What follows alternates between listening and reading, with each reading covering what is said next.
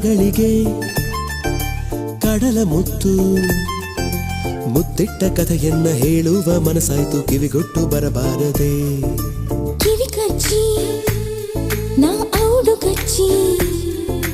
ನಾಚುತ್ತ ನೀರಾಗಿ ನಡುಗುತ್ತ ನವಿಲಾಗಿ ಮೈಯೆಲ್ಲ ಮಂಜಾಗದೆ ಮಂಜಾದರೆ ಪಂಜಾಗುವೆ